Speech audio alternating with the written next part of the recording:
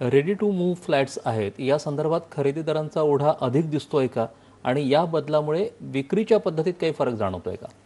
Ready to move फ्लॅट्समध्ये ही general संकल्पना अशी असते की आपल्याला 1% GST जो लागायचा किंवा 5% जो GST लागतो तो लागणार नाही, कारण त्याला GST माफ आहे किंवा सूट आहे.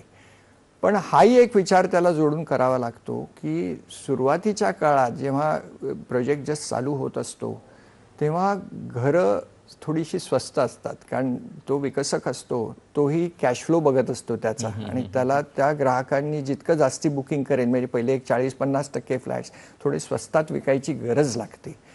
आणि त्यामुळे असंही म्हणता येणार नाही की रेडी टू मूव्ह इन फ्लॅट्सलाच डिमांड आहे.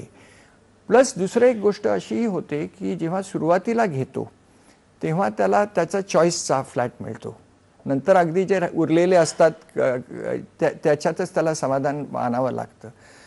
पण रेडी टू मूव्ह फ्लॅट्सलाही डिमांड आहे आणि अर्ली मूव्हिंगलाही डिमांड आहे. याच्यात अजून एक गोष्ट झालेली की रेरामुळे लोकांना जी एक काळजी असायची की बाबा आम्हाला घर वेळेत मिळेल का, आता ती काळजी राहिलेली नाही आहे. कारण रेरांनी ते बंधन घातलेलं आहे की आम्हाला तुम्ही जी तारीख देताय त्याच्यात तुम्हाला संपवावाच लागतो प्रोजेक्ट. त्यामुळे by hook or crook we will have to finish that project. आणि तसं आम्हाला ते जाणवतंय की ग्राहकांचा कॉन्फिडन्स आता अर्ली स्टेजेसलाही खूप वाढलेला आहे. सर्वात महत्त्वाचा तो प्रश्न असतो तो प्रक्रिये संदर्भात.